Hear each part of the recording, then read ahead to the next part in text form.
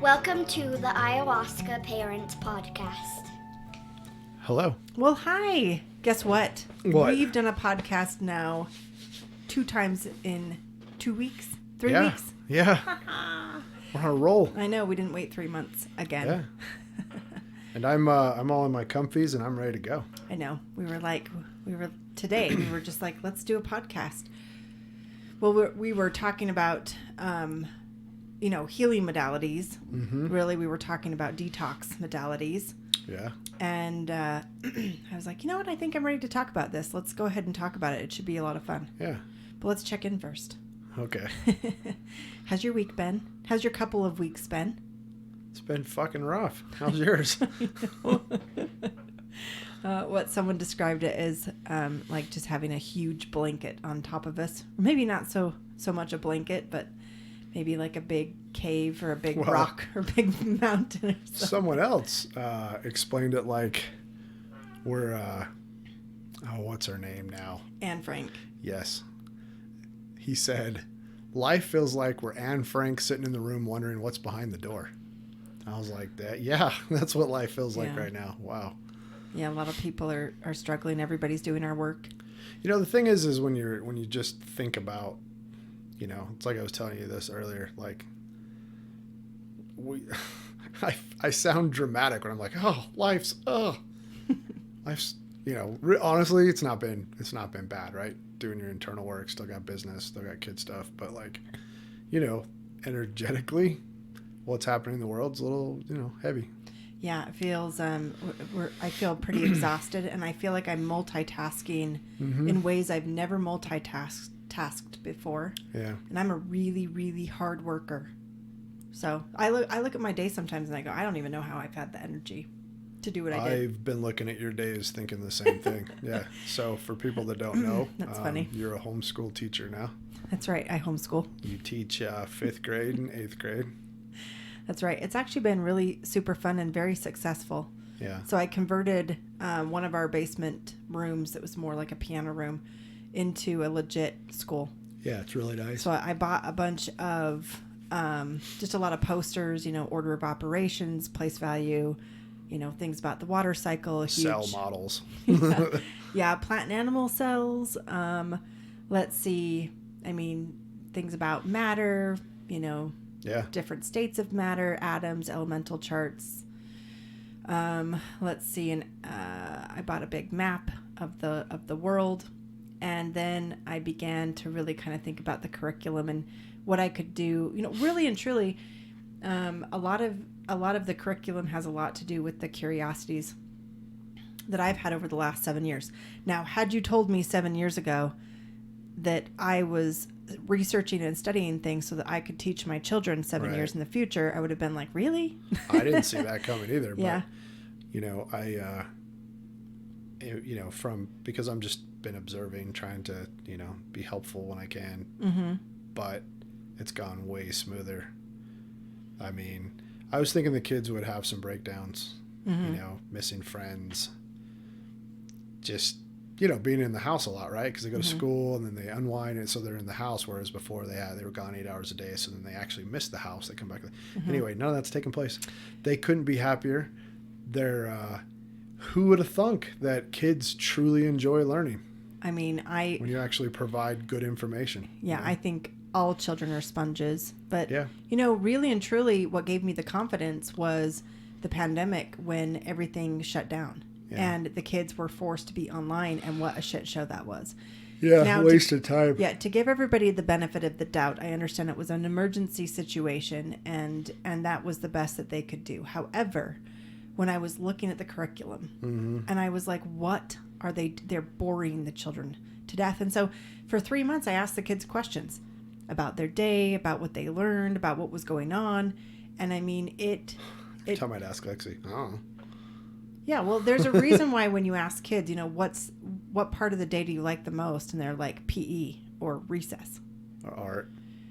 Yeah, well, Lexi didn't even like art. Yeah. She was even struggling with art, and she's an artist. And it was because it's almost like the curriculum is set out to snuff out children's creativity and imagination. Yeah. And the teachers are almost like dictators. They stand up there, they bark at the kids, and then I guess they go back to their desks to, check their Twitter and Instagram, and sit there and battle people on Facebook instead of answering the questions. I have had 0 issues with the kids. They have paid attention. We start off every morning reading.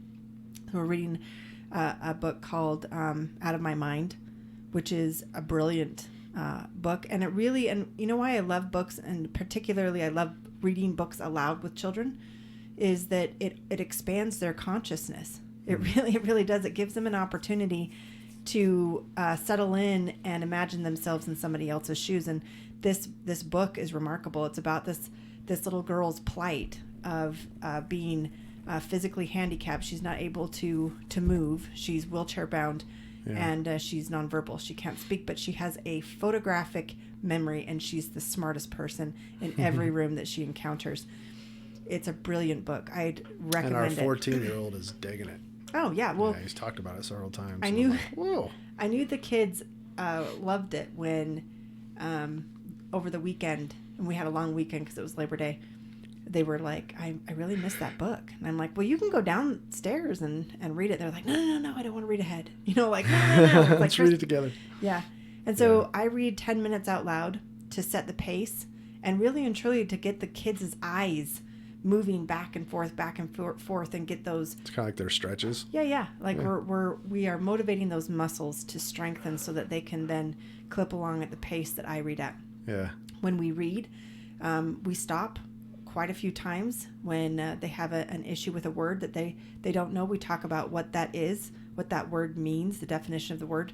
So basic vocabulary. And also we're talking about cadence of reading. So we're talking about punctuation. You know, when we stop, when we pause, and it's a great practical application of, vocabulary, grammar, and punctuation. Anyways, and then each of the kids read 10 minutes out loud as well.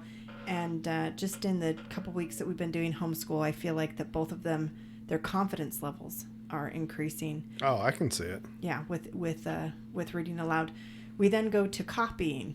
And I know that sounds interesting, but when I was really looking at the kids, I think we had some birthdays, and I was looking at the kids' handwriting, and I'm like, this is atrocious. Like, what is happening here? I'm like, we need to remedy some of this. That's some chicken scratch. It was pretty bad. And so I decided to do copying of anecdotes and anecdotes that are nonsensical. So a lot of it's poetry, not to come at poetry, but not that it's all nonsensical. But sometimes it's nonsensical. It makes no sense. But the reason why I chose it was, and why it's important is that when it doesn't really make a lot of sense, it focuses them on capitalization, indentation, really focusing on punctuation, so that that's smart. Yeah, and big words. And so we take an opportunity right before they copy, they read it. And it makes no sense. They read it and they look at you like, what the fuck is right? this? And then there's usually a word where wrote this? Where I'm like, do you guys know what this word is? No, we don't know. So then and they look it up in a dictionary, and it's a little race for them. That's fun. It's funny how so that's basically in our day, the first 40 minutes, maybe 50 minutes. And the kids have learned a ridiculous amount in just 50 minutes. Yeah. Because it's activating the brain and it's engaging the kids. It's crazy. It's remarkable. It doesn't seem like you have a lot of downtime, and it's just a nice even pace. And because they've most mentioned several times, like, I can't believe how fast the day goes.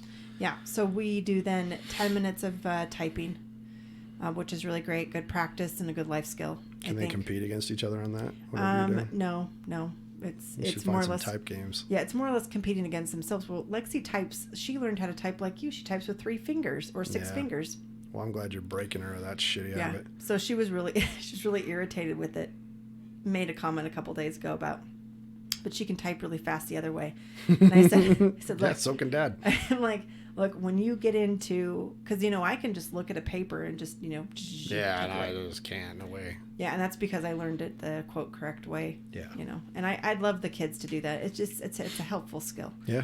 So then we do a 10-minute break, and we come back and we do something called Right Stop. And it's language arts, but our genre right now is adventure. So we're building adventure stories and just showing the kids, like, letting them be imaginative and be crazy creative within a small outline. And I kid you not, like, it's supposed to be just a very small adventure, you know, introductory paragraph, 3 main body paragraphs, and then a conclusion paragraph, right? Mm-hmm. I mean, I've got Jaden asking me if, you know, at some point we can do a longer paper. I'm like, really? I know. But I'm excited because after 2 weeks, we're finally going to do a sloppy copy. So like a rough draft. And part of what we'll be doing is using, you know, a synonym finder and, you know, basically condensing, you know, big sentences into smaller sentences, learning about punctuation. You know, it's been a nice, you know, remembering for me too. Like, you know, you can get synonyms out of a thesaurus that I couldn't even remember what a thesaurus was. I'm like, geez. Yeah. Well, it's been a good refresher for me, you know, pronouns, common nouns, adjectives, you know, proper nouns, those types of things. I know. I feel like I have to catch up because they're reciting things that I'm like, when they both broke down a cell today, I was like, oh God. Yeah. Well, then we move on to geography. I am disgusted in the public schools system's inability to teach my children this, not just, you know, United States of America states and capitals that they don't know. Like, how is it that I have an 8th grader that doesn't know? Because I swear I learned it in elementary school. We learned a song. You know the song is. I'm not going to sing the song, but yeah, please don't. Yeah, but we learned a song. So for now, it's in my head. Anybody that was, you know, that's in the 40s, grew up in the 80s. Yeah, y'all know the song. Anyways, it's a very American song. Anyhow, moving right along. Yeah, but really and truly, I wanted them to learn continents and the oceans, and then all 195 countries. And so that's what we've really been trying to familiarize ourselves with every single continent in the country in the continent side. And I've really built the curriculum around games. So I bought a continents game. Games with kids for learning. Shocking, right? I mean, you should sell that idea. I mean, oh my gosh. When you're done with this, we should figure out how to make you you can give a TED Talk to teachers. Okay, assholes. Teachers need to be untaught what they've been taught, because I tell you what, it is not working. And there was some weird fear that I had to work through with the kids. Like, somehow my, 10-year-old believed that she wasn't good at math. Nope, she's great at math. That's a stupid belief system. So one of the things the kids were... teacher's an asshole. Well, the kids are like, they were really concerned about getting things wrong. Yeah. And I said, well, getting things wrong is an opportunity to learn it so well that now you're an expert at whatever it was that you got wrong. It's insane. Yeah, and I mean, oh my gosh, they're thriving. So we do that. Then we did geography. Then we do an hour lunch break, which they love. They both go to their rooms, and I don't, just kind of chill out for a minute. And then we do 50 minutes of mathematics, and I love math. Yeah, they really both do. like math too. I really enjoyed reading their books. I went to college a long time ago, 2002. So it's been a while. It's been a hot minute since I've been reading a math book, and it's been really fun. I've really enjoyed. I'm picking up things, about basic, math and or very rudimentary algebra that I just didn't see before. Or subtracting days from a 4-year calendar. No, stop it. Whatever. Yeah, kidding. That's an inside joke. Thanks, Joel. Yep. And then we end the day with science, and right now we're studying animal cells. Yeah. So, and I love science. Well, yeah, you get to add teacher to your resume. Weird. Yeah. It's been weird, but I've had so much fun. And the room that I created was so much fun. It's a great room. I keep thinking, like, what else can we fit in our house? Like, what other room will appear? Yeah. What other space will we create in? Yeah, but I mean, so I've been been adding that light too. I was like, this is a completely different room. Well, and having it, instead of doing desks, I did a huge conference room table, and that way the kids have plenty of space to spread out. Yeah. I put little dividers, like How's that dry erase board working? It's awesome. It's awesome.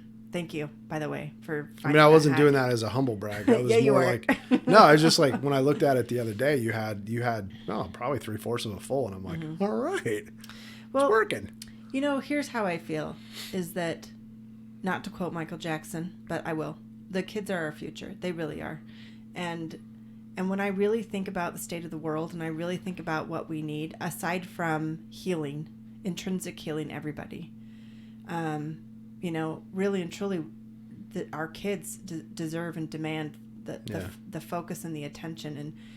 And Jaden, I mean, just the wisdom coming out of both of our kids' mouths lately. Like, we're sitting at the whiteboard because they love that, right? They love getting to write on the whiteboard. And so I do the one-on-one lesson with them with their math books, and then they go off and do, you know, the odd-numbered problems in their quiz books. And Jaden just randomly looks at me and he goes, you know, the problem, I think, was... So he was, like, not paying attention to the lesson. But he was like, the problem is that sometimes I didn't understand the lesson. But then I'd get into trouble if I tried to ask questions. Yeah. I'm like, seriously? Which is crazy because... What in the fuck is wrong with these teachers? It's like they want to throw it out there and then they want you to, you know, fuck off over there at your desk while they, you know, again, what are they doing? Check Social Facebook. media? Whatever it makes, it is you know, they're because doing. when you told me that story, I was like, God, I remember all my teachers were like, they would explain it. Yeah. We would do problems together. And then they would say, if you have any questions, come up to my desk. And then, you know, there'd typically be 2, 3, 4 kids in a line waiting for their turn to get the private lesson from the teacher. Mm-hmm. And the teacher was active and engaged the entire time. Well, look, what I know about mathematics is it's foundational, right? If you don't have a good foundation and you don't understand simple, like, place value, that's a huge thing. Or, you know, like when you get up into a little bit of higher math, you know, order of operations or even inverse properties. Yeah. Those types of things, you can't carry on. Well, you can't then just wobble along. You have to go right back to the foundation and learn the foundation to build on top, to build on top, to build on top. So, like, for instance, Lexi was having an issue with confidence because she didn't learn something that she needed to learn at the very beginning. The frustrating thing for me watching them do math is there's a million different ways to get the same answer. Mm-hmm. Oh, and my math teacher in junior high, who was, I mean, still one of the best teachers I've ever had and probably helped me love math, was like, no, you do whatever makes sense in your head. And, you know, for example, because I was trying to explain this to Jaden a while ago, you know, like, you give me any math problem, you give me a math problem 8 times 12, right? Right. In my head, I'm doing 8 times 10 and 8 times 2 and then adding them together. That's just what I do. 96. I do it all day. Jaden was trying to figure out today with long division, you know, how much, you know, this number goes into the bigger number. Yeah. And I said, well, let's start off with 3, right? And so we did the number times 3. And I think it was like 16 times 3. And that wasn't big enough. And I said, so let's just add another 16. Mm-hmm. You know, so basically that's, you know, 16 times 4. Yeah. And he looked at me. It's like I showed him gold. You know, like, wait, that's a good way. And he's so brilliant. So it's, you know, the wheels in his head are just, you know, clicking along. But on those same lines with this Common Core crap. Yeah, that fucked everybody up. Well, they just confuse the kids into thinking it's so complicated, and they make it into 20 steps when it should be 3. So, like, I was talking to the kids about algorithms. Now, this is a very important concept in mathematics, is algorithms, right? In just life in general. And so we're talking about long division. And the algorithm for long division is divide, multiply, subtract, bring down. You do that over and over and over and over again. Now, these teachers do a mnemonic. Instead of teaching the kids, you know, just multiply, divide, subtract, bring down, they're like, you know, I don't know, like D is for Debbie, you know, M is for Mary. Do you know what I mean? Yeah. Like Debbie, Mary, son. So they come up with acronyms that are, instead of just. Yeah. Oh, what did I say? I don't know what I said. But anyways, It was an acronym, whatever you said. But. Yeah, but it was, it was very, it's been very eye-opening. And you know what's so cool is I get downloads, right? Yeah. So I'm like, I have had a set curriculum, but then I've sort of had to ebb and flow and kind of adjust quickly because I've noticed that there's some areas that each of the kids need more attention on. And so I've had because they're humans. Right. And because they're, you know, neuroconnective pathways are a little bit different. Yeah. Yeah. And so I've had to, when I do my prep, I get these downloads of, either ideas of, for instance, like as we're learning the countries, I'm going to write down all the countries on slips of paper and put it in a big paper bag, and the kids will be able to pick out a country, and then we'll be able to do like a short YouTube video, or like basically if we're studying Australia and Oceania, and they pick out Tonga, then we can watch a short YouTube video and see what Tonga looks like, Watching Jaden tiptoe past our door, so, just in case you're wondering. That's nice. But he's like, what are they talking about now? Yeah. Yeah. But anyway, so, okay, no more homeschool tangent, but it's been a lot of fun. Yeah. It's also been just fun to hang out with our amazing children, to have that one-on-one time. Yeah. They seem like they're really enjoying it. Yeah. And then I've been doing work. And you seem like you've been enjoying it. And somehow you're doing work. Like, I know. You're a school teacher and you're making money, and not from teaching school, and still making dinner. Yeah. You're killing it. Yeah. I really am having fun, and really kind of helps not pay attention to the world. Right. I was going to say, to be frank, it's nice to have something to focus on, and I'm still dreaming about the future. Yeah. And what I can do, Yeah. I'm still doing my own work. I know. I mean, I know. Like we were talking earlier, I'm like, it's 2020, man. This is a fucked up year. Like, it's like the universe was like, okay, here's the deal. You're going to do your personal work. You're going to do some relationship work. You're going to do some environment work. You're going to do just human population work. You're going to get inundated with propaganda. And it's going to be really hard for you to understand or figure out at times what the fucking truth is. You're going to, every time you go out into the public, you're going to be surrounded by people who are pissed off because they have to wear a diaper on their face. But don't worry, you can keep your frequency high. Yeah, don't worry though. Keep your frequency high. I know. Anyway. I know. It's interesting, the personal work on top of how bonkers and bananas everything is, because in a strange way, what's been going on in the world is an interesting kind of medicine, if you want to look at it that way, if you choose to look at it that way. And it's helping me particularly to be aware of some things inside of myself that I don't know if I otherwise would have been aware had things not been so, kind of crazy and chaotic, specifically with my ego. Yeah. And just really thinking more about, just more or less about being more soft. And I'm not talking about gullible. I'm talking about more open in my heart, more heart open. The more you open your heart, most people that have worked with plant medicines know this, specifically ayahuasca. The more you open your heart, the less you struggle with the ego. Ayahuasca's heart opening. I know. So, she's a heart medicine. Yeah, it's a heart medicine. So, if you're listening to this and you're like, what does ayahuasca work on? It's your heart. Yeah. Like, I can tell you that, I've, this has been a hard 6 years since taking the first cup, but I'm not even close to the person I was. I'm a much better person. I'm a much more loving person. Mm-hmm. I'm much more calm. Still have a temper that I'm working with, but I don't have the temper I had. I don't live in fear. I don't live in anxiety. Mm-hmm. I care more about my planet. I care more about my fellow man. Mm-hmm. None of those things were happening before.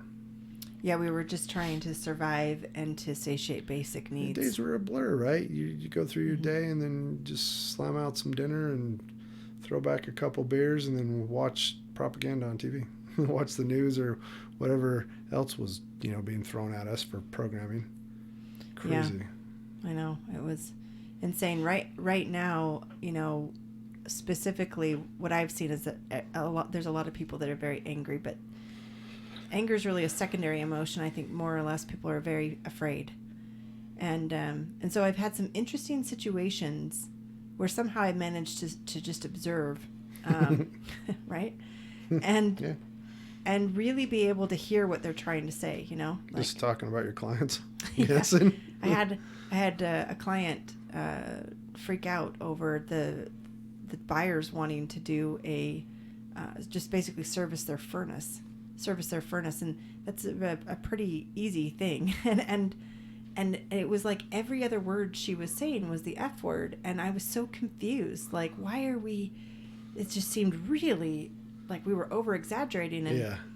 And for some reason I remained calm and I just listened to her, and I get off the phone and Jaden's like, who's that? And I tell him, and he's like, she sounded like she was angry. And I'm like, well, I think really what she was trying to tell me was that she was stressed.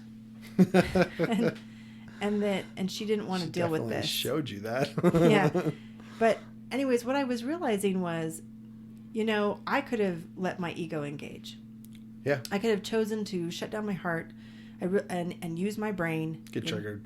Yeah, and get triggered and engage that way. And what I've realized is that it feels good when I can do it the other way, when I can open up my heart and really see through the anger, Excuse me. realizing that when people get angry, that says way more about them than it does about me. It has actually nothing to do with me. Yeah.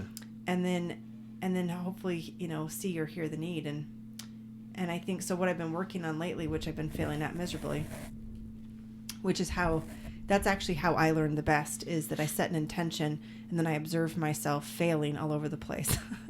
Or then the universe is like, oh, that's your intention? Let's find something to practice on Joel with. I know. I'm sorry, but it's true. It's fine. But what really I've been working on is, what if I could leave every situation, regardless of whatever people are projecting onto me, making them feel better than at the very beginning. And it's hard.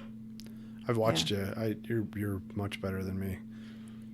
Well, I mean, a good example of this was, like I set the intention, and then Lexi and I went and, there's not a lot of shopping going on, but she needed some things. And so we go to the store and we decided to buy twinner hoodies. Mm-hmm.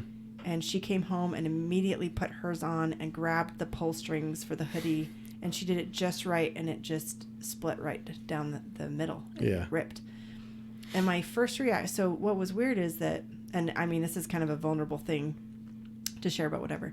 So what happened is that Jaden comes in the room and he's got Lexi's hoodie in his hands, and he tells me basically what happened. And Lexi's behind him. And I basically then took Lexi to task, like, this is brand new, and, why were you being so careless? And, blah, blah, blah. Well, she turns around and goes to her room, and I sat there and I was thinking about it, and I kind of go macro. I like to look at things kind of from the corner of the room. Yeah. And I'm like, how sad it is that my daughter didn't feel safe to come and tell me about an accident that happened, that she had to use her older brother as a shield. Yeah. Oh, well, I cried. Yeah. I'm like, I don't want to be that way. That's not something that I want to be in the life of my children, or anyone for that matter. Yeah.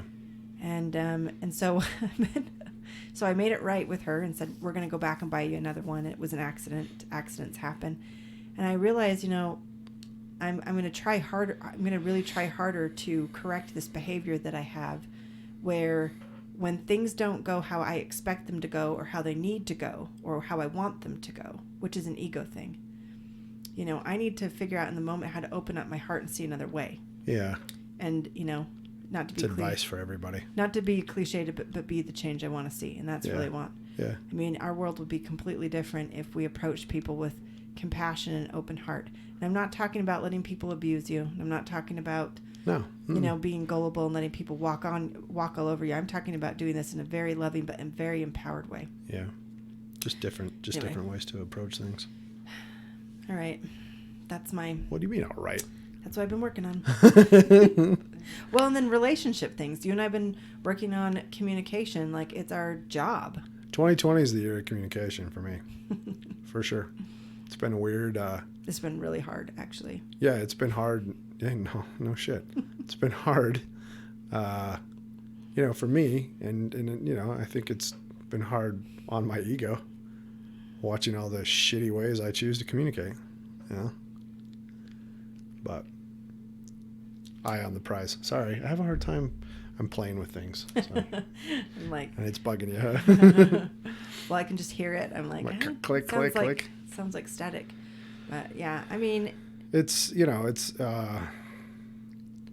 It's funny too, because in a way, I'm not trying to blame my mom, but in a way, growing up, having my mom tell me how great of a communicator I was. Here comes a victim program. I know, but it pops in my head every once in a while. It's like the fucking irony.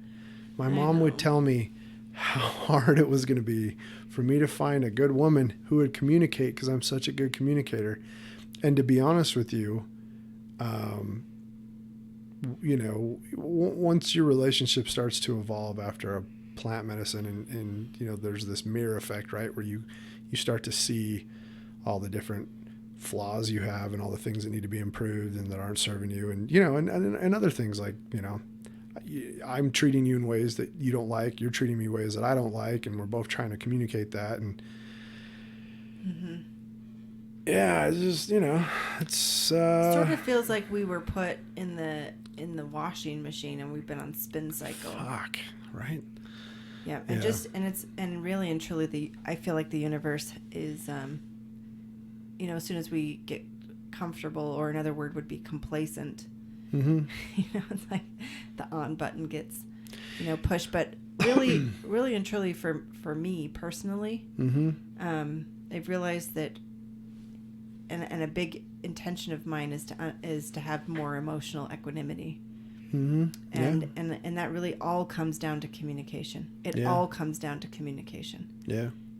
To your mom's credit, though, she really did think that, and at the time, I know, but it doesn't mean that at the time, these are what the behavioral science books teach. Yeah. And so you probably knew more than most people, and. Well, I think knowing it and being it, or having it, I know a lot of things. Doesn't mean that I do them. Yeah, the hardest part is, and I struggle with this too. I don't so much now because I enjoy the integration process. Yeah. It's really fun to get downloads and different perspectives, and then you have to apply it to your life. And, we were talking about this earlier today. I had a big issue. I think most people do, that when you're backed into a corner, you feel like you're backed into a corner, that your knee jerk is to just lie, And so this was years ago, but I told you I'm working on this so that I don't do this anymore. Right. And so there was a lot of, I'd say something and then I'd immediately back up and say, that's not true. This is the truth. Yeah. And I mean, that's the integration. It's taking the concepts that you learn and then you download and then applying them to your life in the moment where you are not emotionally in a mastered position. Yeah. It's really difficult, but it's so rewarding. No, it is. Every time you integrate something like this, there's rewards. Yeah. There is. And I think it's hard to hold on to. It's hard to remember that, first of all, it's going to make you a better person, partner, dad, wife, husband, whatever. You're going to become just a much better person. Yeah. But your reality in general becomes better. It's just happier and more authentic, and more love, less anger. You start to realize that things that used to trigger you don't. Yeah. I think what frustrates me the most is like there's certain behaviors that I would call my programming. And what's bothering me is I can see the programs playing out, but it's only after the fact.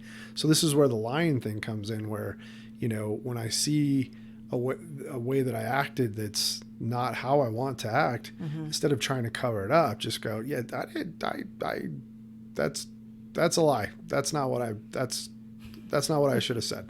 I know I told you earlier in the kitchen that to admit that you are a liar is very powerful, because we all actually lie. We all lie to ourselves. We lie to other people. Yeah. Even if you think you don't lie, then most likely you're a liar. Well, that's a lie. I mean, everybody lies. There's something very powerful in accepting, not in like a self-deprecating way, but like accepting the fact that, this is part of my personality. It's been part of my personality. It's been part of my defensive mechanism, because you cannot change anything that you won't be aware of and that you don't accept as part of yourself. Yep. And that's what we mean by integrating. A lot of times people think change means pushing it away and banishing it, And it's not. It's about actually letting it come back and come home and giving it the resolve that it needs, the balance that it needs. First of all, there is nothing you're going to push away and send over to that corner that's not going to come back fucking angry. Like, nope. Have you had a hard time, Joel? I'm accepting where I'm at finally, know, and it's a hard place. You have to, you have to get through the layers of ego. I mean, I'm really happy on some accounts. I have a friend in town, and so hanging out with him shows me that I'm doing pretty well. I'm No, not take. We're all in a different place, right? Everybody, and trying to be friends with this guy when it's because we're childhood friends, but in our adult lives we love each other. But in our adult lives, like I'm looking at him like we have nothing in fucking common, but we still like each other a lot because we have that bond as kid friends. Mm-hmm. And to say we don't have anything in common is not true. We don't have any of the typical things you would have conversations about in common. Mm-hmm. The boring shit, politics and music and just that kind of stuff. But we have plenty of other stuff. But someone just now was listening to our podcast and thought to themselves, "Hey, don't come at music." I'm not coming at music. That's what you just said. You're like the boring things, like politics and music. Well, I mean the typical things. I know what you meant. You don't see somebody for a while. You're like, so you see what's going on in politics? I'm like, I'm not even going to say anything because it's such a stupid subject. I'm over it. Burn it down. Burn it down. World religion, man. Yeah. Oh man. Okay. Well, so here's the thing. When we decided to do a podcast today, yes, we were going to do it. You are going to talk about. Oh, now you're going to try and get us on track. I see. No, but I mean, like, I think the topic that we were going to talk about is super important. And the funny thing is we're a newer podcast and we're gaining listeners, which is crazy to me that, we basically took a 4-month hiatus trying to survive 2020 and we gained more listeners during that time. And we've received emails from listeners who I think we've dropped some just little trinkets of. First of all, we don't go to Western doctors. How long has it been now since we've been to a doctor or had health insurance? 7 years. Yeah. Now I'm going to just quick disclaimer. Yeah, 7 years. I understand that we are very lucky and that I'm very grateful that none of my kids have any huge, disabilities or, no childhood diseases or anything like that. Yeah. So even though we were, I would say traditionally healthy back in the day, meaning that we were on antidepressants. Yeah. We used antibiotics and we used all kinds of acetaminophen and ibuprofen and we went to the doctor. The kids got sick and it was just like. Yep. Kids were vaxxed. Eating, Dayquil and NyQuil and right, like we did all the traditional, the traditional Western medicine ways, and then we went to Peru and I got the shit kicked out of me. Yeah, it's really, and I started getting downloads, and I've always been fascinated with the body. It's like literally always been fascinated with the body. So right before we went to Peru, mm-hmm. You were self-employed, and I wasn't. I was working for a company and having a fucking life breakdown crisis.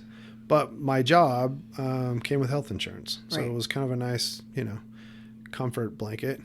So... and that was really important to you. Yeah, it was. Because, I mean, because of the what ifs, right? That's what they pound in your head. The what ifs. Oh, it's not if you're going to get cancer. It's when you're going to get cancer or whatever. Right. You got little kids. They're they're germ factories, whatever.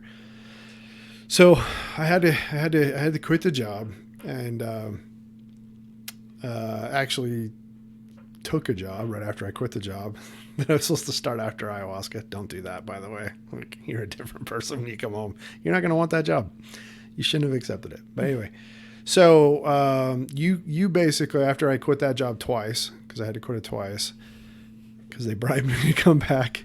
Anyways. Anyway, I digress. Anyway, you put me in charge of health insurance, because at the time we were like, well, we don't, Right. So I looked into health insurance, and it was like almost a house payment. I'm like, well, that's not going to happen. We can't afford that. And then I looked into dental insurance, and then I talked to, our orthodontist, and he's like, that is a waste of money. So we got off all insurance. What was your fear level about that time when we got off insurance? About a 10? Well, I wouldn't say it was a 10, but it was probably 9.5. That's a lie. Well, 2015, I was not in a good place anyways, but you're right. It was like this, I was scared, but it was funny for me at the same time. I'm dealing with fear of all the what ifs. Mm-hmm. And then I don't have a job. And so I'm self-conscious about like my worth, and I'm self-conscious about, like, cause you're like, no, I got this, and fuck, you had us. Like, I still can't believe the year you pulled off in 2015. I'm like, wow. But, yeah, no, I had fears. I had all the fears of what ifs, and here you doubled your income in 2015 and then became like this naturopathic. Well, what happened is that I realized that, well, I mean, it was another one of my downloads. It's like, well, if these entheogens, these psychedelics can do this type of work, there's got to be other plants out there that help. And I really started to study the body, and I came across this man, and really things synchronistically just sort of locked into place. And I study things anyways. I like, getting up on Google Scholar and looking at case studies, and I refamiliarizing myself with parts of the body and anatomy and the physiology and the biochemical processes and things. And so I had come across synchronistically to iridology, and this idea that, the body expresses things in the eyes, and that, the founder of iridology, he got attacked by an owl and grabbed the owl's leg and broke the leg and noticed that a spot appeared on the eye. And I was like, wow, that is so cool. And so I started to look up iridology, and I found this man named Dr. Robert Morris. He's on YouTube, and I just devoured his, how long did I even, it was all the time, but to your credit, the dude's a fucking fascinating guy. Yeah, his videos are easy to listen to because he makes it really he's super smart, and he kind of dumbs it down, and sometimes we need to dumb down. Yeah, and so what I loved about it is that he was so easy to listen to, and then I would go do my own research and really familiarize myself again with the physiology of the anatomy that he was talking about, of the biochemical processes, and he's really more of a biochemist, which, I really connected to. And what I loved, and what I've always kind of called BS on, is how, quote, complicated the body is. Yeah. It just never made any sense to me, this idea that, we have to have all these specialists, right, because the body is so stupid, and yet in my own personal life, it was like, no, the specialists were stupid and couldn't help me. And I went and worked with a plant, a vine, and a leaf, in the Amazon jungle. In the Amazon jungle, and had immediate, sorry, I got to adjust. Immediate relief. Yeah. So, for me, I think I was open to looking at everything. Yeah. Because Western medicine had so horribly failed me. Western medicine told me I'd have complex PTSD the rest of my life, that I'd be an alcoholic the rest of my life, that I'd have depression and anxiety the rest of my life. Well, you're supposed to be on antidepressants the rest of your life. That didn't work. And basically, like, sorry, we don't know what to tell you. Yeah. Hope you don't die. Yeah. Yeah. So when we lost didn't have health care, I did internally have kind of an oh shit moment. I can tell. Started to research. It's in my own hell. Yeah. I use intention. I just set intentions, and then I become very aware and pay attention to, what pops up into my head or my reality, right? So, and I don't even know how I came across him other than it, I think just through researching iridology, and devoured all his videos and learned about a very big system that we have called the lymphatic system. Dong, dong, dong. And I had never heard about it before. And it was a big revelation for me about what the lymphatic system does, and this perspective that he had, that we actually don't get sick, that we're detoxing. Yeah. Why are we detoxing? Because we're acidic. Well, and the reason, that's one part, but one of the biggest parts is that our lymphatic systems are congested. So the lymphatic system does its job every day is to go over every cell in your body and to find any cells that are not forming properly. It is then supposed to, through its system, pull those cells into the closest lymph nodes. I'm dumbing this down a little bit, so I hope this is okay. So if you're actually, an epidemiologist or something like that, don't come at me. But pulls it into the lymph nodes, and then those cells are eaten by macrophages, I believe, and then they're dispelled through the body. Now, the only way that you can get rid of lymph or to the only way you can move your lymph first and foremost is through exercise, through moving your body.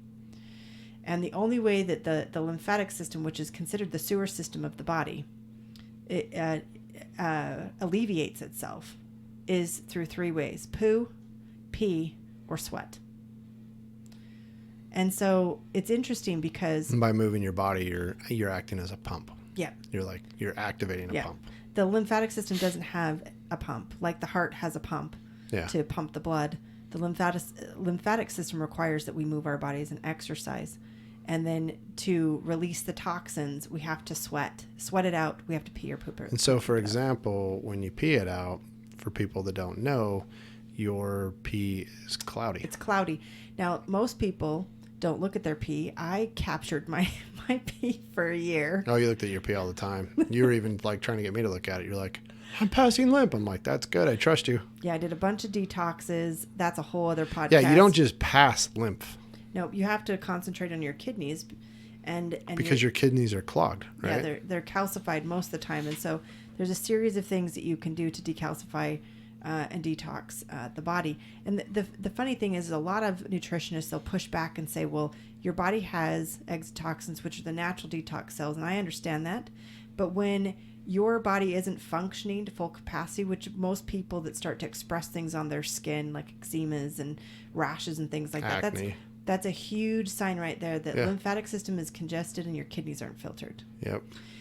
So that was super eye-opening. And when it comes to detoxing, when it comes to, quote, sickness, just switching that perspective to, well, this isn't sick. This is, my body is attempting to detox. It's overloaded. Right. And it's either got a high viral load, which is, most of the time that's what's going on, is you have, viruses are important in our body. Yeah. Contrary to what you hear right now on the mainstream media. But they're very important in the body. And what happens is if you have too many of them, or not the right kinds, these exotoxins, which are the body's natural detox cells, activate them. They start to split them apart, and it gives you these symptoms, So you might have a sore throat, or runny nose, or runny nose, or your eyes start to itch, or your ears don't feel very good, I try and catch things before they get into the chest, but you might start getting a cough, or get it congested in your chest. You have to understand that lymph are acids, and it's mucus.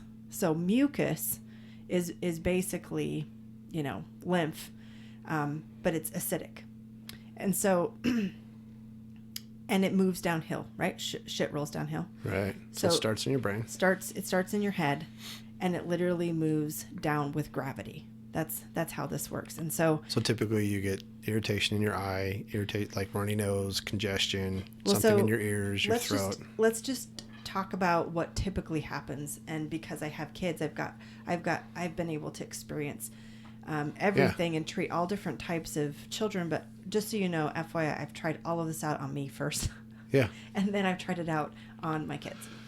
And so common thing is kid comes home and their throat hurts. Mm-hmm. And so what I realized was, from watching a lot of Dr. Morris videos, was, well, the throat hurts because the ears are the ears are the problem. Because again, so you look uphill from the symptom. Right. And so again, you start from the top, and you think about, what's rolling downhill. Well, the ears are just above the throat. So particularly, it'll be one side of the throat.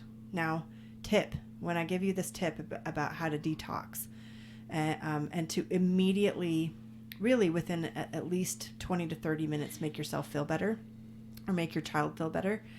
You have to treat both of the ears. You always have to treat both. So if I talk about treating your ears or your eyes, always both. Always both. You don't just treat one eye. You don't just your balance. Yeah, because the way that the body works and how it's all interconnected. Yeah. And I've done this before where I just treated the one side and it like moves to the next side. Well, fuck you. We'll go over here. So if you think about it, acids are inflammatory, and so for instance, you've got why. So why is this? What I ask is why is my throat sore?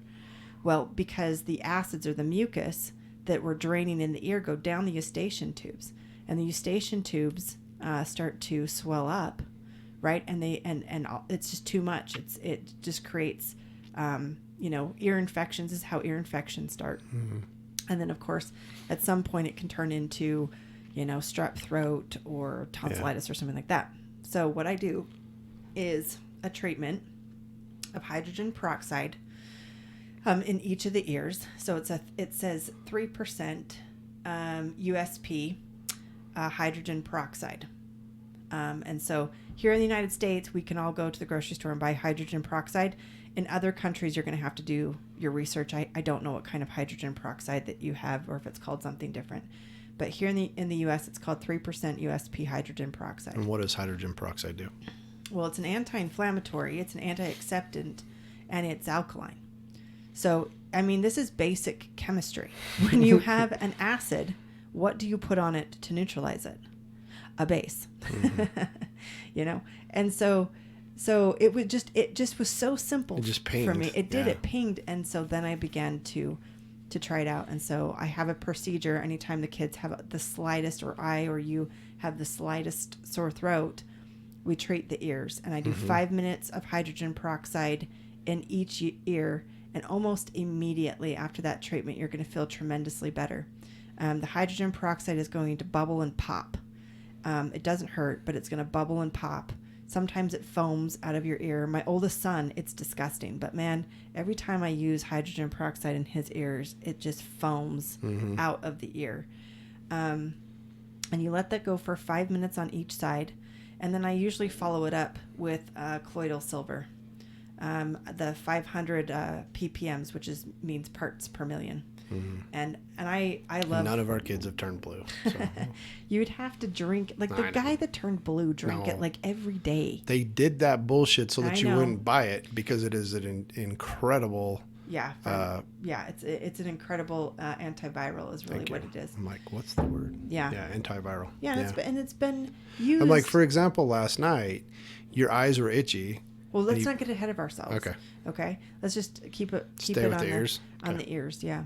So again, sore throat equals treat the ears. Yeah. And when I have one of the kids, because inevitably the kids will be like, "Oh, my throat hurts." Oh yeah, how long has that been happening? I don't know, a day or two. So then I'll do it once in the morning, once in the afternoon, right before bed. And so total, it's a 20-minute treatment. Mm-hmm. Everyone that's ever done this, after I've told them to do it, within 4 hours, feels remarkably better. And one of the reasons why you want to treat it, and you really do want to treat it early, is that you want to prevent the bacterial infection. So the body, as long as you know how to detox it, will never get to a point where then you have to fight off the bacterial infection. Mm. Once you get to full-blown, like for instance, I have an otoscope to look into the kids' ears. And Jaden is prone to ear infections for whatever reason. And so as soon as I see the red spidery things on his eardrum, I know that we're headed towards an ear infection. And so I'll treat it at least two times. Yeah. Sometimes I'll put an ice pack on the ear just to help with the inflammation, or right below the ear where the eustachian tube, it connects kind of to where your tonsils, where your throat's at, where it drains into the throat. Yeah. So the ice packs help too. I use ice when you realize that.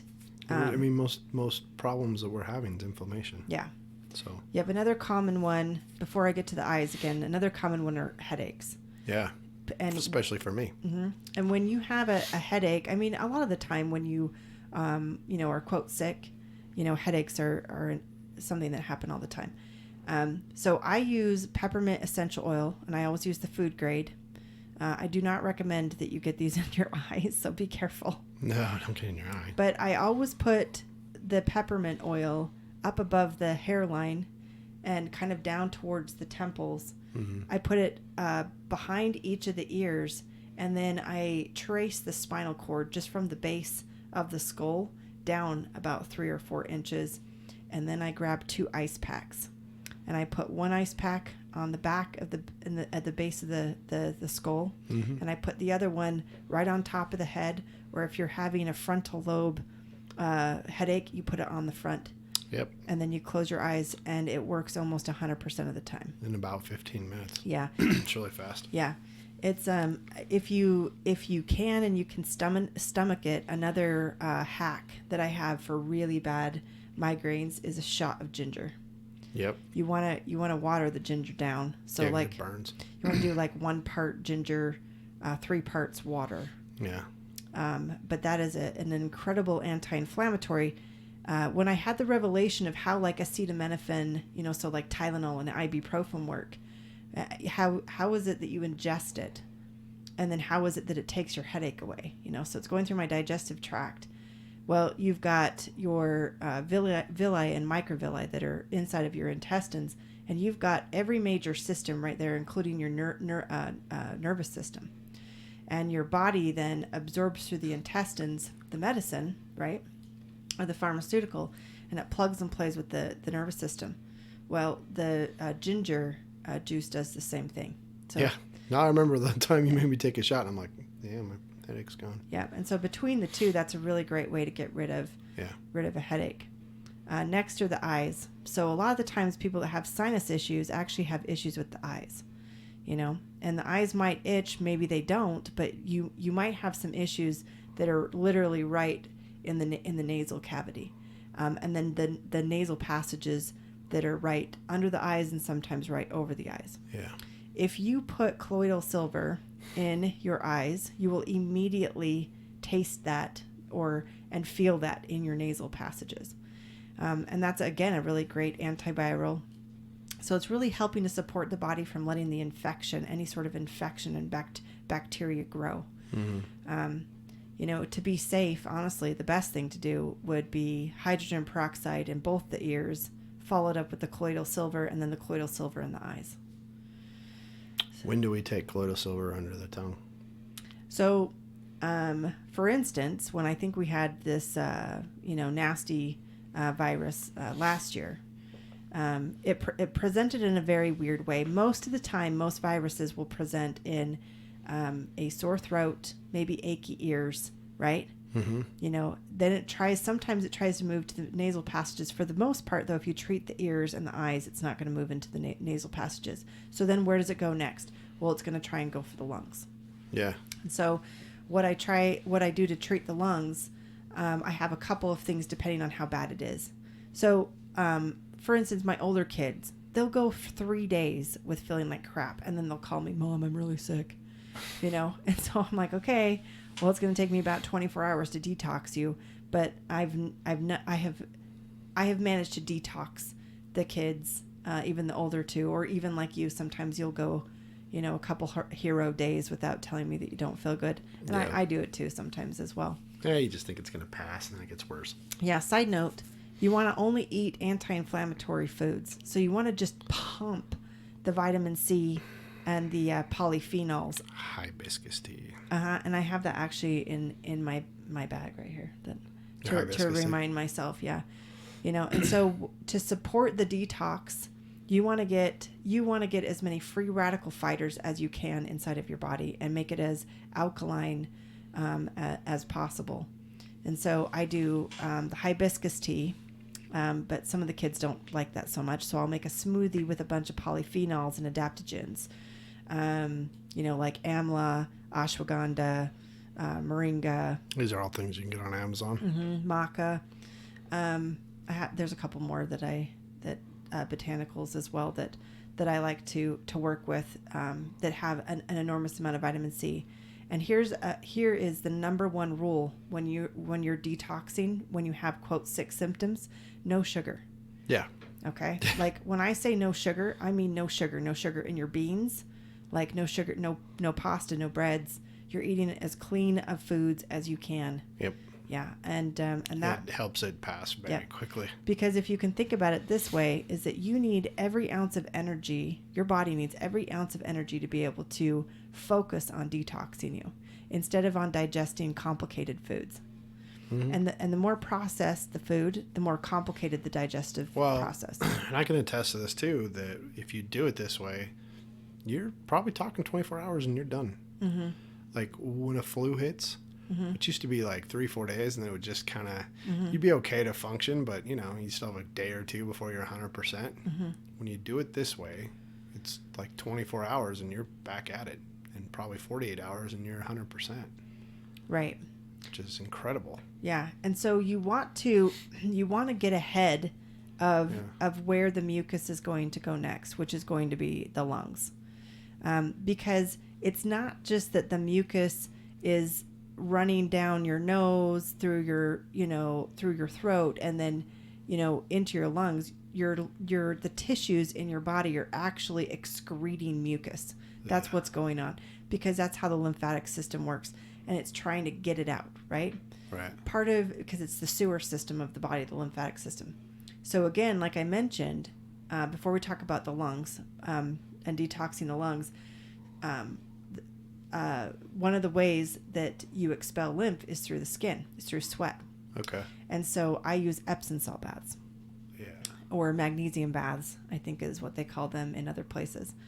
And this is super important. One, you just need magnesium. If you're a woman and you have a hard time sleeping, you need to be taking a magnesium bath like at least 3 times a week. Magnesium helps with sleep. It helps with the bowels and bowel movements. It helps with menstruation and menstrual cramps. I mean, there are also a lot of magnesium in hibiscus tea. Yeah, there is some magnesium and manganese. Yeah, I'm sure I'm saying that wrong, but sorry. Yeah, and hibiscus has great vitamin C properties to it. I think it has a really high vitamin C content, and it's really, really good for you. Yeah. And I like it because it's tart. It's almost like a cranberry. Yeah. And it's very anti-inflammatory, which is why I think it's one of the most powerful plants. I use it all the time, as you know. Mm-hmm. That's one of my favorites. I like to make a cold hibiscus. And lately what I've been doing is taking hibiscus flower, adding water, putting it in the fridge for 24 hours, making a cold brew, and then drinking it in the concentrate form because it tastes a lot like wine. I don't drink wine anymore, but I really like that tartness like wine was. But okay. So then Epsom salt bath, 15 minutes. If you're working with children, you want to make sure that it's no more than about 10 or 15 minutes. And the only reason why I say that is sometimes it's the heat, not the Epsom salts, but sometimes the heat, the kids will start to feel a little woozy or faint if they're not feeling well anyways. Mm-hmm. So it's once the kids or you get out of the bath, or we get out of the bath, that's when I treat the lungs. And I do 2 things. It depends on what stage of detox we're in. If we're in an early stage of detox, I'll do just a rub on the chest. And I love eucalyptus and peppermint are my favorites with some, you have to use a carrier oil, so with coconut oil. And you rub that on the chest, and then I put a cold compress. Now, I know everyone's been taught warm. Warm is inflammation. Cold is anti-inflammatory, and that's what you want. And it is remarkable what will happen to the chest. So counterintuitive from how we've been programmed. So crazy. You'll breathe in the vapors. Yeah. And the vapors are going to help open up the sinuses. They're going to open up. Boy, do they. Open up the chest. Mm-hmm. Now, there's one more phase to this. And that is that if you have massive congestion, like you're out of all of us, you suffer the most from the acids in the chest and getting, let's just say that it's a race to make sure that the mucus doesn't settle in the alveoli for you, which are those little sacs at the end of our lungs, our bronchial tubes. Yeah. And you don't want them to collect mucus and then create an infection. Yeah. Right? So we want to keep everything open and moving. Open and moving. That's the important thing. We got to keep that lymph moving. And so I create a huff. So I do, and you have to be really careful with this. I use a glass jar. But basically what I do is I get eucalyptus and peppermint, oregano and thyme. Oils. Yep, oils. Essential oils. And of course, food grade again. I boil about a cup of water and I pour it into a glass jar and I wrap a towel around it, really tight towel around it so that I don't burn myself or, the person I'm treating. Yeah. I drop, 5 to 10 drops of each of the oil. So it's pretty potent. And then I put the lid on it. Yeah. You don't want to screw the lid on too tight, by the way. Otherwise it'll seal and you can't get it off. It's really frustrating. You just want to, and then you have the person, you do it over the counter. Anyways, you have the person basically hover over the vapors. And then Yep, I open up the jar lid and then you breathe it in, and I try and do that 3 different times. I try and have the person hold it. Now, disclaimer, it is uncomfortable. Yep. And you're going to hack and cough. But it works. Right, you want to hack and cough. For someone that I used to get it in my lungs all the time. Mm-hmm. In fact, as a kid growing up, I always got strep throat 3-4 times a year. They kept threatening to take my tonsils out. Well, I guess that helps.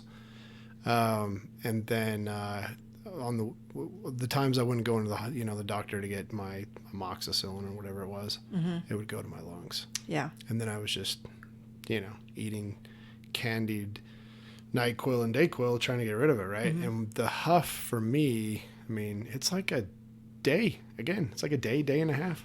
Yeah, we just keep repeating these things. So I keep repeating treating the ears. I keep repeating treating the eyes. We do cold packs. So I have several things going on at the same time. A lot of the times with the kids, maybe they'll have some nerve pain. So I'll put, if it's down the back, the back of the spine or whatever, I'll add some peppermint, always use a carrier oil. And then I put the ice pack wherever the issue is. I have hot water bottles. So if we have gastrointestinal pain, if you have gastrointestinal cramping, a hot water bottle actually feels really good. So you're listening to our podcast right now and you're hearing this. Why would you do what you're suggesting instead of doing what Western medicine suggests? Well, Western medicine is you walk into the Instacare or the ER and they take your temperature and you have a fever and they give you acetaminophen, so Tylenol or ibuprofen, which immediately literally cuts your immune system off at the knees. You've just crippled your body. The fevers are important. Now, excessive high fevers, like if your child, like Kylie, one of my oldest daughters, she spiked a fever and it went from, normal temp to 103 quick and she seized. This was when she was very young. Yeah. Those types of fever, those are, fevers that you clearly need to go to the emergency room with. I'm talking about your body's detoxing or quote sick, and you have a fever. But the pluses to doing it this way. Well, one, it's cheap. It's quicker. Number 2 is, you're not going to be sick for 7 days. Yeah. You're going to detox much quicker. By the 3rd day, you should be almost 100%. Well, so the one detoxes you, it helps move everything around, right? It helps move it out and helps you heal, where the other one more suppresses it. It's awful. The other way, the allopathic way or Western medicine way is almost helping to create a breeding ground for bacteria where you're going to be back, 5 to 7 days and needing an antibiotic. And antibiotics are horrible. It just destroys your gut biome. It kills all the good and the bad bacteria, basically making you a petri dish and a viable host now for all kinds of other bacterias and or viruses. I just wanted you to give that. Oh, yeah. Okay. Because I think people wonder why. Well, it's just as easy taking NyQuil and Dayquil, except for it's not. Aside from the fact that this way works faster. Well, it's more efficient, I think. Yeah, and it's cheaper. I want to talk about fevers a little bit more. I had an opportunity to work with a fever at one point when I was going through all my detoxes and things because my kidneys weren't filtering well. And I spiked a pretty decent fever, like 102, almost 103. And it was really uncomfortable getting into the fever. It reminded me a lot of plant medicines. It's uncomfortable getting into it. Once I got into it, I could actually feel my lymphatic system and my immune system working. Yeah. It was like everything opened up and became more liquefied. And, you know, the heat is important. The body knows exactly what it's doing. It's so intelligent. It knows exactly what it needs to do to be able to heal itself. And then you break a fever, so you sweat. I mean, come on. Now knowing what I know, right? Yeah. So you're basically, you know, expelling all, you know, what the body does not need anymore. Well, you know, it's funny too is doctors that want to be better are rediscovering this. I listened to a podcast a few weeks ago, and this one doctor's like, "You never want to get rid of a fever." No. He's like, that'll clean you out quicker. Well, and it just raises the body temp to a level where the viruses or the bacteria can no longer breed. I mean, it's just really super. I never even thought about it. Yeah, like it's that. really super common Like when sense. we talk about a virus can't survive in the summer, you're basically creating your summertime in your body. Summer within. Crazy. Other things that I've had to deal with, bladder infections. And I tell you what, if you can find a no sugar concentrate cranberry juice, and you just sip on it. Yeah. You're within 24 hours, you're not going to have any issues. Yeah. I've seen it's badass. I can't remember the exact, chemical that's in cranberries, but it is a remarkable plant. But this is when I mean, I know because I go by it, but it's literally freshly squoze cranberries. That's it. Yeah, we only have one grocery store that carries it. Yeah, and there's only one brand I've seen. Yeah. Yeah, so that's like what I use. $10 a little jar, but it's the best. Let's see. Another thing that I like to use is when everyone's really sick. Hold on. Dr. Morris has a botanical line. He does not sponsor me. But his name, it's Heal LT. And Heal LT is just a great way to, again, support the detox or to heal any sort of gut biome. Anytime I shut down my digestion. Digestion. No. Yeah, thank you. I have all these words in my head, but my digestion. It's because you're an English teacher. and I do like a digestive tract detox. Yeah. I'm constantly drinking this Heal LT, which has white oak bark, plantain leaf, black walnut hull, chaparral herb, burdock root, marshmallow root, comfrey root, and comfrey leaf. It's not bad. Yeah, it's actually pretty soothing. Two of my favorite herbs in here are the comfrey root and the comfrey leaf. And if I have a child that has like a bruise or a really bad bone or a sprain, I will make a poultice out of comfrey root and comfrey leaf. That's weird voodoo magic shit that comfrey does.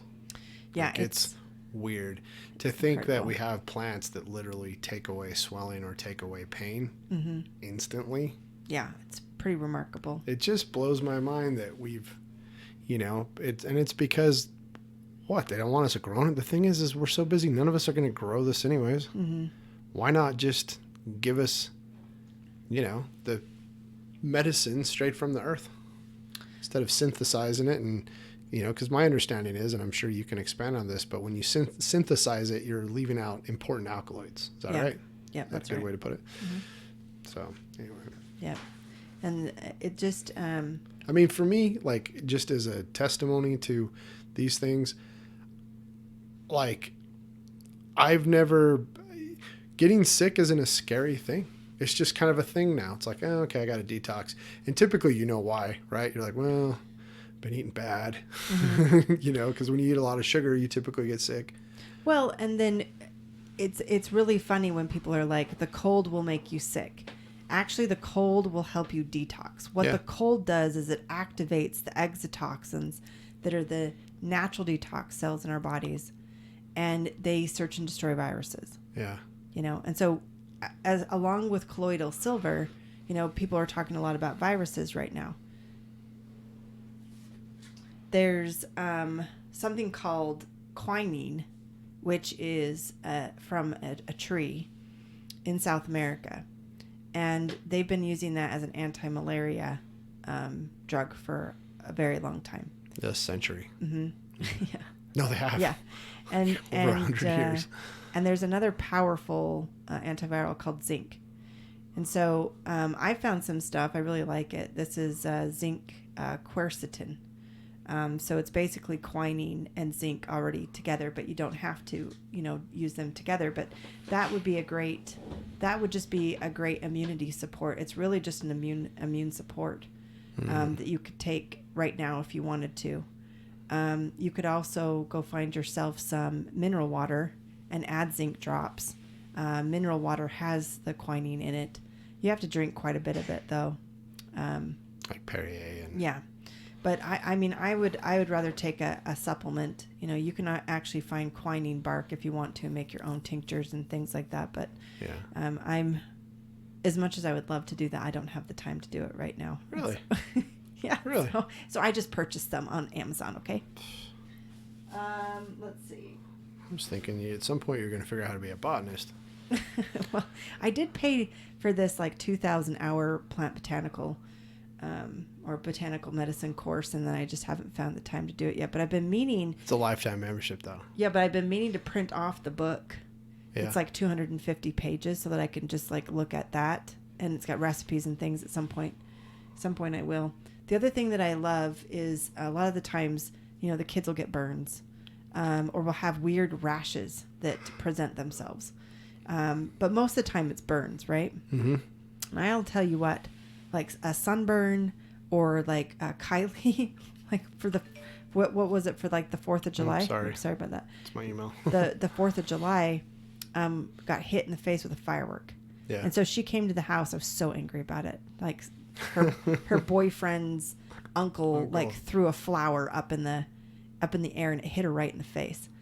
And so she had these blisters on her face. Well, within 3 days they were gone. And that's because I go get a real aloe leaf, the big ones from the grocery store. Yeah. Or we've been in a pinch before where we've headed to Walmart's. Home Depot. Oh yeah. It was Home Depot's garden center, right? Yeah. And I went and I just bought a whole bunch of aloe plants. Yeah. Yep. We made our own. Yeah. And it's the best stuff if you've got a really bad sunburn. It's better than anything you can get. You can't buy anything like this. I don't even understand why we don't all have an aloe plant growing in our house all the time. Yeah, I know. My poor aloe plants, they don't last very long because then we cut all the leaves off. Use them. But I use them for any sort of real burns. I even gave you a cute pot for that. I know, it was cute. I'm sorry, but Kylie's face needed it. Well, that's true. So real burns, but I love to use it for the sunburns. You cut off all the green part. You can put it in the blender. And then you can keep it in the fridge. That's quite a shock, but because it gets cold on a sunburn. Yeah. But I tell you what, you lather up in that and you won't have a sunburn for more, even a really bad sunburn. No. You won't have a really bad sunburn for more than 24 hours. I also use that. It's a great anti-inflammatory property for your digestive tract too. Mm. So when I do my bowel detoxes, that's something else that I do. I'll do that's when you put in your smoothies, yeah, right? I'll do a ginger lemon aloe drink, which is surprisingly really yummy. It foams. It's yummy. Really? Yeah. Sounds like shit, but... Well, it's actually good. One of the other things, but here's the thing is I kind of got to a point where I'm I'll try it. I'll try anything, even if it tastes bad, if it's good for me. Yeah. Let's see. The other thing that I like, if you need something that's like Neosporin, I'm going to cough, hold on. Dr. Morris sells this healing salve that I really, really love. And, occasionally the kids will get a wound, mm-hmm. They cut themselves or whatever. Mm-hmm. And to be honest with you, it does have lots of great healing properties, but it's also just a psychological thing. And so it has a great botanicals, golden seed root, horsetail, calendula flower, plantain. It's got some grapeseed oil, organic hemp seed oil, slippery elm bark, aloe. So if you're looking for you know, like a really great kind of go-to salve, I would definitely suggest. It's probably the best one that I had. We did have one called Bud Rub that I think we got from that was Colorado. The best. And it was really good stuff too, and it was like a Neosporin as well. So if you live in Colorado, or I guess there's lots of states now that have that it really shouldn't be something that's illegal. Well, I agree. You have like a little THC in it or something to take the pain away. Like, I wonder why. Because I know we bought it at like a head shop, but yeah. Let's see. I'm trying to think. Oh, one last thing too. I talked about LLC, how I didn't want to. I mean, so for the most part, you're giving some tips today on your common things, your common cold. Just common things that we're going to see now. I mean, we're getting into flu season. You might as well just try this shit out. Quote flu season. Wow. Let me tell you, the two biggest, you know, things that I have in my arsenal are the hydrogen peroxide and the colloidal silver. Yeah, I would agree. I mean, 100%. Just the things you can clear up just by hydrogen and put off bay with the hydrogen peroxide and treating the ears. Yeah. With both, and then treating your eyes is remarkable. Yep. You know, and then like I said, from there you just go downhill using, you know, if you've got the headache, use the peppermint and the cold. If you've got the chest thing, then use the eucalyptus and the peppermint rub on the chest with the cold compress. It's just remarkable. When you have aches and pains, use cold compresses. Yeah. You know, most of the time you want to use something that's anti-inflammatory. The only time I use the hot compresses are gastrointestinal. Feel much better with the hot compresses. And then also, let's see, there was one other thing too. Oh, kidney stones. Right? Isn't that what we did with your kidney stones? We just put a ton of heat packs. Yeah, we did. And peppermint on it. And a bath. Yeah, peppermint and heat. You know, the kidney stones, there's nothing the allopathic doctors can do either. No.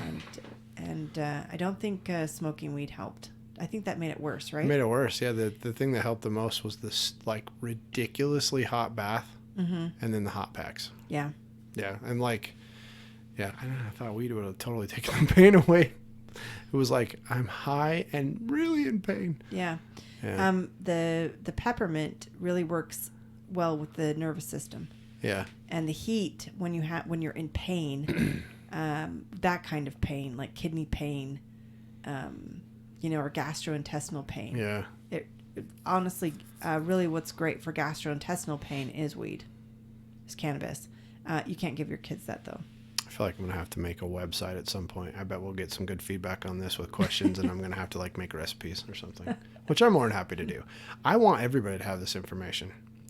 Well, it's been such a beneficial thing. I mean, you realize that it's almost been 7 years and we haven't been to the doctor. Well, except for one time when you thought... When I had kidney stones, yeah. And I thought it was like an appendix or something because it was so painful. But that was like 5 years ago. It really was 5 years ago. I think it was 5 years ago. Close to 6. It was a long time ago. Yeah. Like it was 6 years cancer. Yeah. No, but I mean, like, as far as... and we have... So our...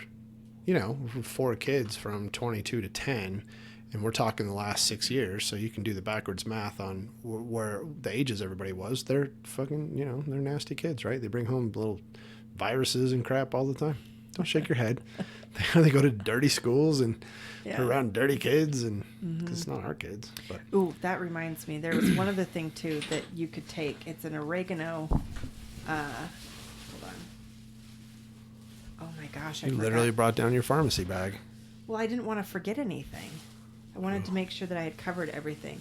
I brought this down too, but I don't want the podcast to get canceled or taken off Spotify, so I don't think I'll talk about that. But I do have another medicine that I came across that I'm thinking that we'll never get sick ever again, or we'll never have issues with viruses ever again.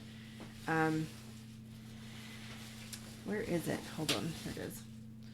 Okay, so oregano is a really powerful, almost antibiotic. If you find yourself in a really bad place, like let's say you're listening to this right now and you've been dealing with a sinus infection that is resistant to traditional antibiotics, oregano, you have to find a really, really, really good pure form of it, but they have oregano capsules, and it does the job. You just get that at our health store? Yeah, Dave's. Yeah. Yeah. And it was the lady that was telling me about how she had a antibiotic or a sinus infection that was resistant to several kinds of antibiotics. Yeah. And how she used the oregano capsules, and it was gone within about 3 days. Yeah. So, and then you want to do pre and probiotics after you use this, because it's going to kill all the good and bad bacteria. Oh, I didn't know that. Yeah, in your gut biome. Yeah. So, I could go on and on and on and on. I know. Like, I haven't even talked about, immuno support, like host defenses, cordyceps. We could do a whole podcast on immune support. Oh my gosh, yes. Right. And how important Yeah. how important polyphenols are and stuff like that. This is my favorite thing you're about to talk about. So It is. I actually used to think it was like voodoo witchcraft bullshit, but it is 100% accurate. Right. Somehow. Yeah, it's crazy. No idea how it's so accurate, but go ahead, please. So anytime anyone in my family has a weird ache or pain, including myself, or really now the APB's been put out, so I've got friends and family, and even then, people that know people that know people that know us sometimes will say, hey, what do they call me, the witch? Yeah. They're like, will you ask the wife witch? The witch wife or whatever. Yeah. Yeah. Will you ask her to look up such and such in the body book? Yep. And so I have this body book. It's called The Metaphysical Anatomy. Your body is talking. Are you listening? Get this on Amazon. Yeah, it's volume 1, and the author's name is Yvette Rose, and I think she's just an incredibly enlightened individual. And so what's in the book? Well, basically any ailment you could possibly have. This book is like 800 pages. It's like 750 pages. Yeah. And so, for instance, one of them, for instance, hysterectomy. Okay, I've had a hysterectomy, so it's interesting that I would just open that up. What's weird is that I just had a dream about having a baby, and in my dream, I was like, wait a second, I can't have a baby. I've had a hysterectomy. So this is weird that I just opened up randomly to this page, so we'll just read it. Hopefully it doesn't embarrass me. So it says emotion. So it talks about everything that we have going on physically. There's an emotional component, right? Because when we heal ourselves, it's our mind, it's our body, and I call it the physics, or the spirit, if you want to call it that. Yeah. And emotions express onto our bodies. When we work with plant medicines, we get a really good look at what emotions, toxic emotions, we have expressed onto our bodies that have created real ailments. Sometimes it's cancer, sometimes it's anxiety or depression, or this last time in ayahuasca, this woman had a tick. It was so fascinating to me. And but I know that sounds hopefully it doesn't sound like I'm not being compassionate. I was very compassionate, but it was I love to see what people express onto their bodies and in which ways, right? Yeah. So this book has all these ailments that you can look up, and then it basically gives you a direction maybe in which to think about some emotional things that you might be struggling with that are actually manifesting in a physical way. Yeah. Okay. Yeah. So hysterectomy, here we go. Emotions. You seem to feel as if you do not have what it takes anymore to be a successful and an independent feminine figure. You have suppressed a uniqueness of your femininity and may feel that it is unsafe to be a powerful female in society. You may have lived a life that revolved around catering to the needs of others.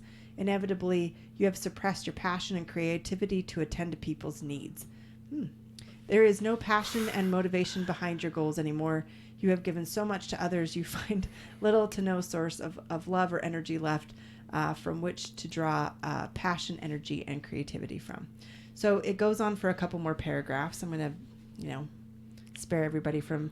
And then it gives you key points. So it asks you a bunch of questions like, who and what made you feel ashamed of being female?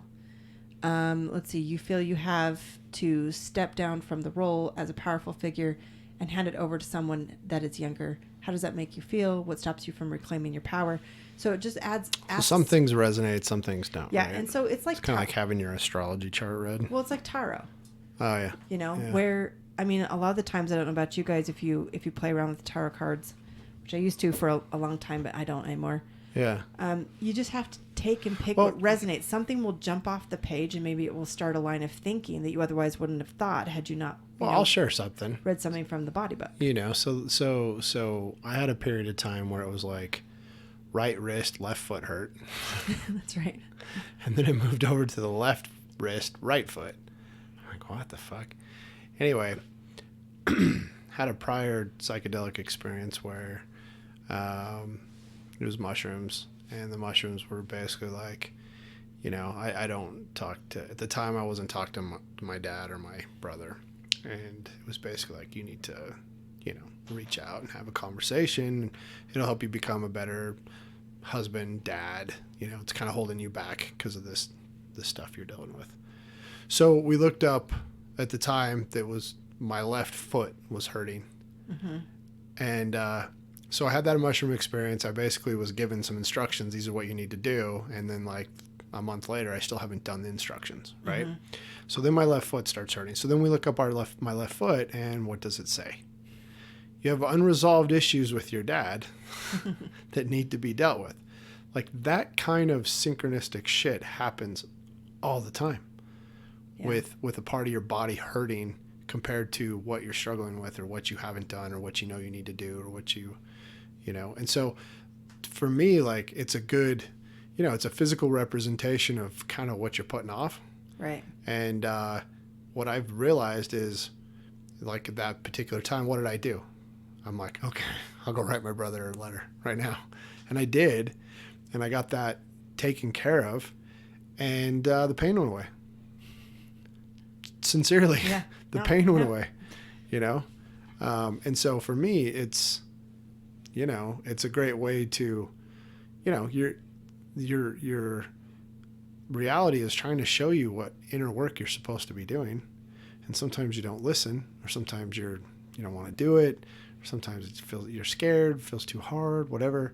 So, it has to turn it up a notch to really get your attention. And that sometimes it happens in a physical way. Yeah, pain, some sort of pain. I know I read this thing one time that said that everything is synchronistic. There's nothing in life that is not synchronistic. Yeah. And what determines your ability to kind of decode that is your level of awareness. Yeah. Which I see as the expansion of consciousness, because as you expand, you become more aware. And I really do feel like that the body. You have this. Your body is sentient, and the body really is attempting to communicate.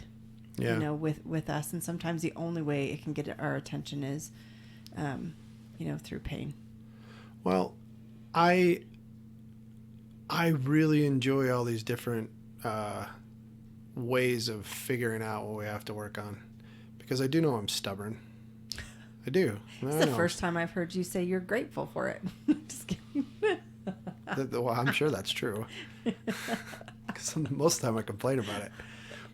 But, I'm grateful for it because I think for the first time I can see that I'm making small movements, small improvements. And,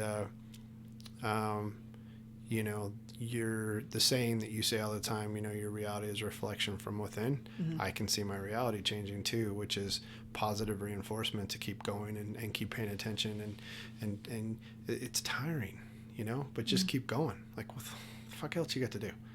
You came, like, I don't know why we're here specifically, but I know there's a whole bunch of things that we can do to improve our life and our relationships and, the way we move around and, just coexist with other humans. Yeah. So do it. I know I have a theory. I don't know if I've shared it before, that all of us, because we are, collectively really one. Yeah. But that some of us or all of us are in reality in another time and space, and we took a plant medicine called Earth. Fuck yeah. Well, what was it? It was like Joe Rogan and somebody else that was talking about, who was that? The guy that was talking about taking salvia? Oh, it's Ari Shaffir. Okay. And Ari Shaffir says that he took, I think he smoked it, right? Like DMT. I think it was Ari Shaffir. But yeah. Yeah.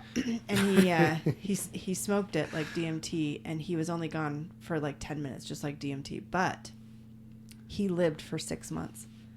He's like, I had a wife, I had a job, kids, mowed the lawn. Mowed the lawn. I made love to my wife. He goes, we ate dinner. Yeah. It was like a completely other existence. And it really got me thinking. I'm like, oh my gosh, what if we all like took a plant medicine called Earth? Yeah. And we're like in a Maloka right now, listening to Icaros, you know, well, and we're about to wake up and be like, oh my God, that was the craziest trip we've ever been on ever. I think that's entirely possible. Either that or we built a quantum computer and we somehow decided that we were going to be in the quantum computer, that then we developed a quantum computer and now we're in that and that and that and that and now we're undoing that or something. It's kind of infinite both ways. Really, does it even matter? No, I mean, you know, I had that one mushroom experience where I was in the library on Interstellar. Yeah. Remember? You got trapped. I got trapped. What I would say, I got trapped in between dimensions. I love that movie. And yeah, I love the movie. I don't like being in it though. Because like I had a minute where I'm like, what the fuck is real? I remember you had to like help ground me. But you know, that's the weird part sometimes of psychedelic. But like, you know, you think about it in life sometimes in life, like you're looking around going, and everything's so batshit crazy. You're like, is this really happening? Yeah. Like, is this really, really happening? You know? Yeah, I was actually thinking about life being a psychedelic. I like to think about it that way because I feel like, in a way, at least for me, that the psychedelics are actually teaching me how to interplay with this psychedelic, which is, you know, quote, reality, if you want to call it that. Although some of us that have worked with the psychedelics can tell you that those experiences almost seem more real than this experience sometimes. Yeah. It seems way more clear. Well, you're present. Yeah. Yeah. I think you check out in this reality. I mean, I think people do because it's heavy sometimes and it's overwhelming and it's fast. Mm-hmm. And it's, you know, I think, you know, it's funny lately as I'm out around and at the store, the gas station, Costco, whatever. I'm just observing people. Mm-hmm. Wow. Like there's a lot of people dealing with some shit. Yeah, I know. I was thinking we need to play more. Like we need to laugh more. They locked everything down so we can't play. But you know? I mean, with each other more. Yeah. I mean, I know that that's a little bit difficult with everybody being so obsessed with social distancing and all that bullshit. But I'm talking about like in our nuclear family, you know, I'm talking about laughing more and, you know, really trying to just keep, you know, high vibe. Yeah. It really does feel like a frequency war sometimes. Well, all the time it feels like a frequency war. Yeah, everyone needs to remember that, especially over the next couple months, like you got to figure out how to keep your frequency high. You got to play. You got to have fun. You got to not take the outside world so serious. You know, they say that politics is a TV show. It kind of is because it's not happening at your house. It's not happening at my house, and you wouldn't know a fucking thing about it if you didn't get on Twitter.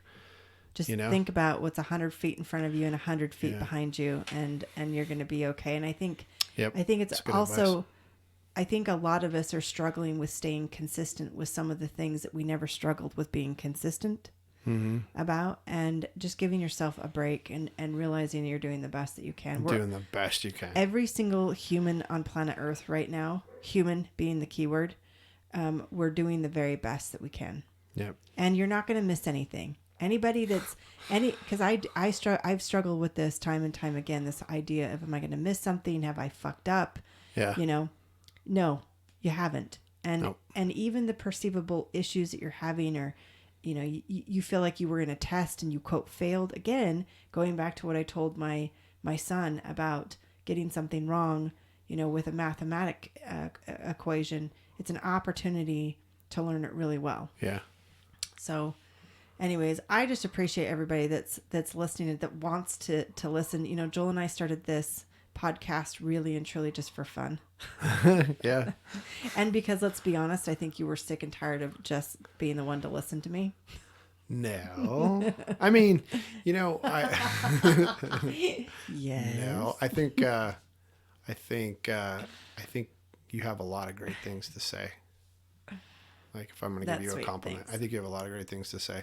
You're one of the smartest people I know. I just want to empower and I people. want everyone to hear what you have to say. I just want people to know that they're amazing. And I want people to know that there are so many different ways to do things. You and I were talking about that I have my way, and my way is not going to work for anybody else. Nope. You know, and I want to empower people to trust their own intuition, to go within and to figure out what works for them.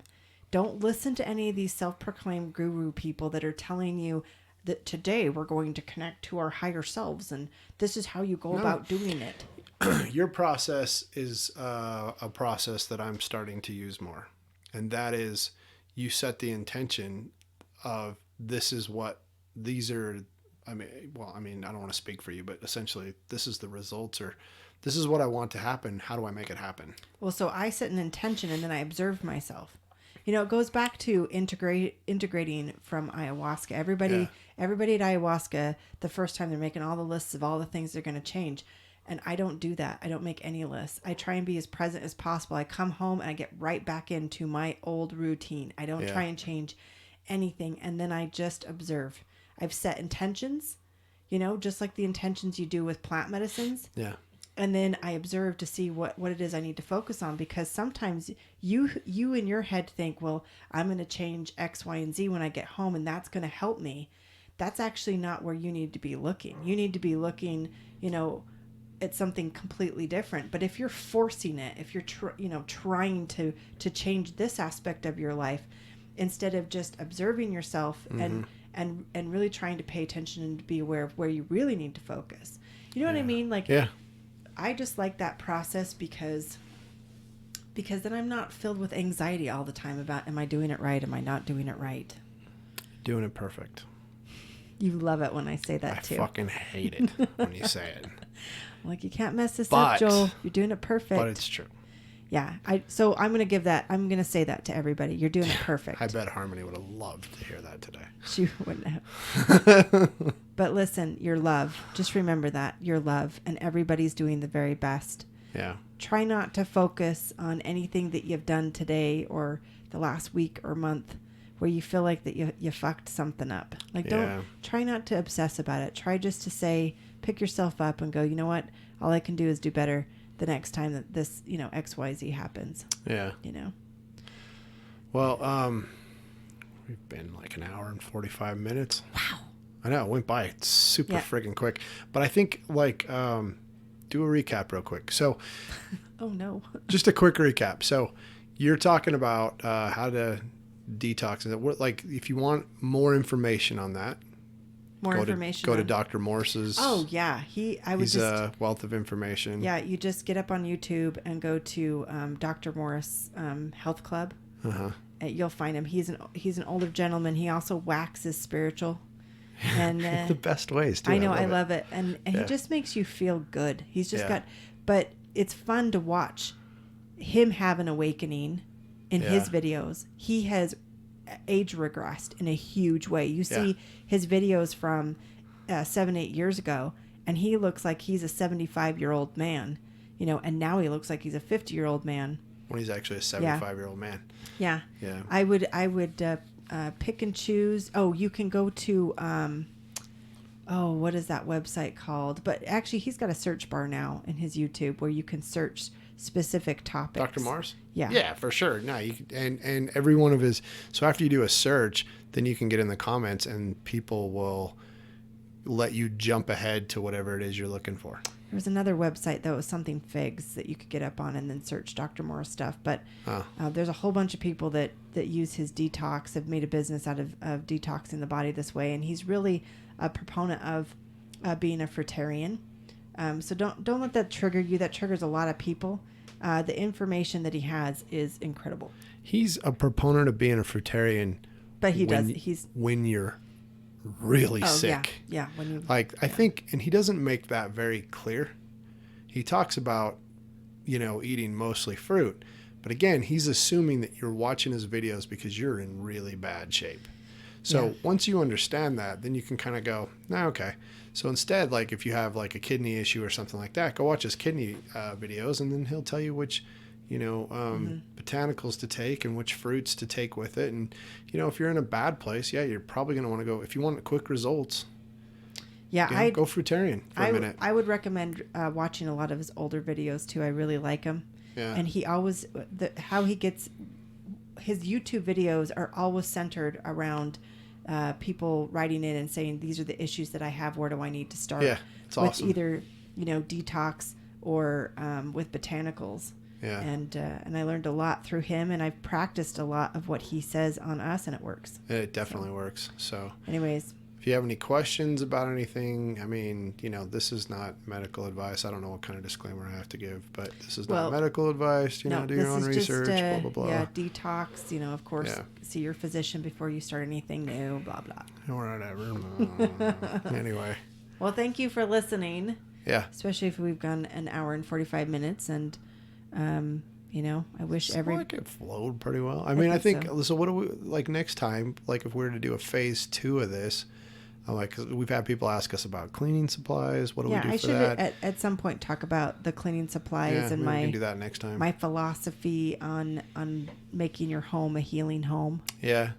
And then we can talk about supporting the immune system, because what we talked about today is what happens when your immune system's compromised, right? Well, what happens when actually your immune system is engaged and attempting to it's activated, really. Yeah.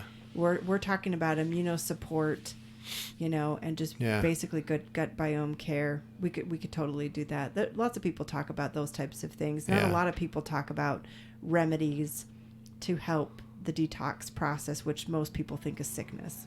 Well, so if you have any questions, any comments, any suggestions, you can email us, the Ayahuasca Parents Podcast @gmail.com. And I just wish everybody as much love. And I answer those emails now, I promise.